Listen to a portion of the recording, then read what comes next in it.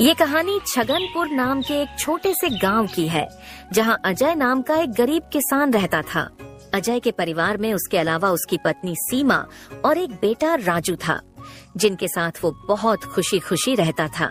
अजय के पास गांव में अपनी एक जमीन थी, जहां पर खेती कर वो अपने घर का पालन पोषण करता था। परंतु अब उसकी वो जमीन पहले की तरह उपजाऊ नहीं रही थी। धीरे धीरे उसकी जमीन से फसल की पैदावार भी कम होने लगी थी। एक दिन इसी चिंता में वो अपने जमीन के पास बैठा होता है और कमाने का कोई और जरिया सोचने लगता है। दिन प्रतिदिन मेरे इस जमीन से उगने वाली फसल कम होते जा रही है। लगता है मुझे अब कोई दूसरी जमीन लेकर काम करना होगा, या तो कोई और जरिया ढूंढना होगा कमाने का। पर अब मैं इस जमीन के भरोसे नहीं रह सकता हूँ। चलो एक बार चल के सीमा से राय लेकर देखता हूँ वो क्या कहती है इस बारे में। अजय तुरंत खेत से अपने घर की तरफ चल पड़ता है। घर पहुंचकर वो सबसे पहले अपनी पत्नी सीमा को आवाज लगाता है। सीमा जरा यहाँ आना, तो तुमसे एक जरूरी बात करनी है। अजय की आवाज सुनकर सीमा वहाँ आ जाती है। बोलिए, आपने मुझे बुलाया क्या? हाँ सीमा, मुझे तुमसे एक जरूरी विषय पर बात करनी है और तुम्हारी राय जाननी है। हाँ बोलिए, क्या बात है? सीमा, तुम तो जानती हो हमारी जमीन अब पहले की तरह इतनी उपजाऊ नहीं रही है, और अगर मैं ज्यादा खाद वगैरह डालने की कोशिश करूंगा तो कहीं उसकी मिट्टी और खराब ना हो जाए। इसलिए सोच रहा हूँ कि कुछ समय के लिए उस जमीन पर खेती करना छोड़ दूं। हर साल थोड़ी थोड़ी खाद उसमें डालता रहूंगा, जिससे कुछ सालों बाद वो पहले की तरह उपजाऊ हो जाएगी। फिर उसमें खेती करना शुरू कर दूंगा। हाँ, ये ठीक रहेगा। इससे आपकी जमीन भी सही रहेगी और उसमें उगने वाली फसल भी। हाँ, पर तब तक मैं क्या करूं? क्योंकि मेरे पास दूसरी तो कोई जमीन नहीं है, तो घर का खर्च चलाने और राजू के पढ़ाई के लिए कहां से पैसे जुटा पाऊंगा? आप एक काम क्यों नहीं करते, एक बार जाकर गांव के जमींदार काका से मिल लीजिए। वो तो बहुत अच्छे और नेक दिल है, वो आपकी जरूर कोई मदद करेंगे। हाँ सीमा, ये ठीक रहेगा, क्योंकि काका अगर कोई नया काम भी करने बोलेंगे तो वो उसमें भी मेरी मदद कर देंगे। ठीक है सीमा, तो मैं कल सुबह सुबह ही काका से मिलने उनके घर चला जाऊंगा।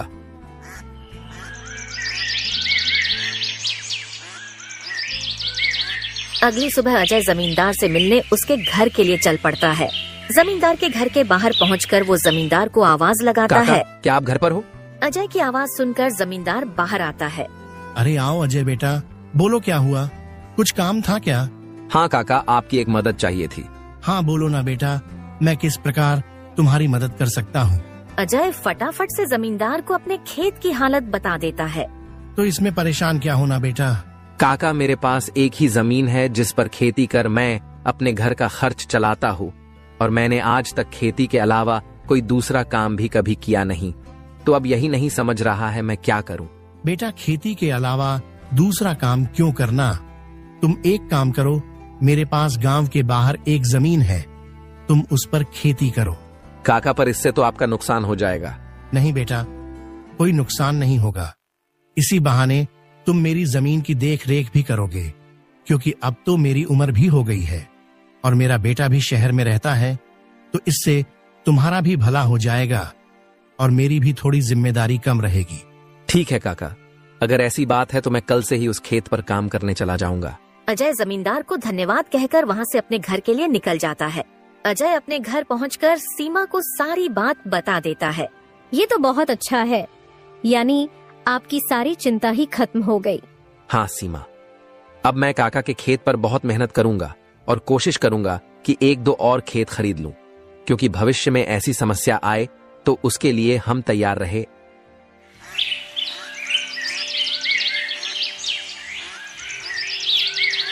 अगली सुबह अजय जमींदार के खेत पर काम करने निकलने वाला होता है तो सोचता है, काका की जमीन गांव के बाहर है, तो शायद शाम को आते आते देर हो जाए, इसलिए सीमा को बोलकर जाता हूँ। सीमा, जरा यहाँ आना तो। अजय को बुलाता सुन सीमा वहाँ आती है। बोले, आपने बुलाया मुझे? हाँ सीमा, सुनो, काका का खेत गांव के बाहर है, तो मुझे शाम को घर लौटने में थोड़ी देर भी हो सकती है। तो अगर मुझे देर हो जाए तो तुम और राजू खाना खाकर सो जाना। ठीक है, पर अपना ध्यान रखना, और हाँ, 1 मिनट रुकना, मैं आपके खाने का डिब्बा लेकर आती हूँ, वो लेकर ही जाना।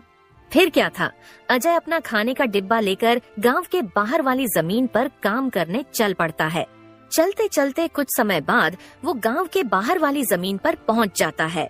चलो अब पहुंच गया हूँ तो फटाफट से खेत पर काम करना शुरू कर देता हूँ। अजय अपनी कुदाल उठाकर खेत पर काम करना शुरू कर देता है। अजय को अभी काम करते कुछ समय हुआ ही था कि तभी पीछे से एक सांप आकर उसे काट लेता है। सांप के काटने के कुछ समय में ही अजय चक्कर खाकर वहीं गिर जाता है। यहाँ अजय सांप के काटने से बेहोश हो चुका था, पर गांव के बाहर होने के कारण उसकी खबर अब तक उसके घर वालों को नहीं चलती है। सुबह की अब रात हो जाती है और सीमा अजय का इंतजार कर रही होती है। माँ को इतने परेशान देख राजू पूछता है, क्या हुआ माँ, पिताजी अब तक क्यों नहीं आए? बेटा, तुम्हारे पिताजी आज काम करने जमींदार काका के गांव के बाहर वाली जमीन पर गए हैं और उन्होंने मुझे बोला भी था कि उन्हें आते आते देर हो जाएगी, पर अब कुछ ज्यादा ही समय हो गया है। माँ, आप क्यों फिक्र कर रही हो? पिताजी ने जब बोला था कि उन्हें आने में देर होगी तो कुछ सोच समझकर कहा होगा। एक काम कीजिए, आप जाकर सो जाइए। राजू की बात सुनकर सीमा अपने कमरे में सोने के लिए चली जाती है। अगली सुबह भी जब सीमा देखती है कि अजय अब तक घर नहीं आया है, तो परेशान होकर वो सीधा जमींदार से मिलने उसके घर की ओर चली जाती है। सीमा जमींदार के घर पहुंचकर उनसे अजय के बारे में पूछने लगती है। नमस्ते जमींदार काका। नमस्ते बेटी, बताओ कैसे आना हुआ? काका, अजय कल आपके गांव के बाहर वाले खेत में काम करने गए थे, पर अब तक घर नहीं आए हैं। क्या कहा बेटी? अजय कल गया था और अब तक घर नहीं आया? हाँ काका, उन्होंने मुझे कहा था कि खेत गांव के बाहर है तो आते आते रात हो जाएगी, पर अब तो रात की सुबह हो गई, पर वो अब तक नहीं आए हैं। चिंता मत करो बेटी, मुझे थोड़ा समय दो, मैं अभी किसी को भेजकर पता लगाता हूँ कि अजय कहाँ है। जमींदार तुरंत अपने घर में काम करने वाले घनश्याम को अजय को देखने अपने खेत पर भेजता है। कुछ समय के बाद घनश्याम जमींदार के खेत पर पहुंच जाता है और वहां का दृश्य देखकर वो परेशान हो जाता है। ये क्या, अजय का तो पूरा शरीर नीला पड़ चुका है। मुझे लगता है इसे किसी सांप ने काटा है। मुझे तुरंत जमींदार जी को ये बात बतानी पड़ेगी। घनश्याम वहां से भागते भागते जमींदार के घर के लिए निकल जाता है। घनश्याम जैसे ही जमींदार के घर पहुंचता है, उसके कुछ कहने से पहले ही जमींदार उससे पूछने लगता है। क्या हुआ घनश्याम बेटा, तुम इतना दौड़ते हुए क्यों आए और क्या तुम्हें अजय मिला? घनश्याम जमींदार को सारी बात बता देता है जो उसने खेत में देखी थी। घनश्याम जब जमींदार को सारी बात बता रहा होता है, तभी वहाँ पास में खड़ी सीमा भी सारी बात सुन लेती है और रोने लगती है। घनश्याम, तुम सबसे पहले वैद्य जी को लेकर वहाँ पहुँचो, मैं सीमा बेटी को लेकर वहाँ आता हूँ। घनश्याम को वैद्य जी के पास भेजने के बाद जमींदार सीमा को समझाने लगता है। सीमा बेटी, पहले तो तुम रोना बंद करो और जल्दी से मेरे साथ चलो, क्योंकि तुम्हारे रोने से अजय ठीक नहीं होगा। फिर क्या था, जमींदार सीमा को लेकर अजय को देखने उसके खेत के तरफ निकल जाता है और घनश्याम वैद्य जी को लेने दूसरी तरफ निकल जाता है। जमींदार और सीमा जब वहाँ पहुँचे तो उन्होंने देखा अजय बेहोश हालात में खेत में गिरा था और उसका पूरा शरीर नीला पड़ चुका था। सीमा अजय के पास बैठकर रोने लगती है। तभी वहाँ वैद्य जी आ जाते हैं। वैद्य जी के आते ही सीमा वहाँ से हट जाती है और वैद्य जी अजय की हालत का जायजा लेने लगते हैं। क्या हुआ वैद्य जी, अब कैसी है अजय की हालत?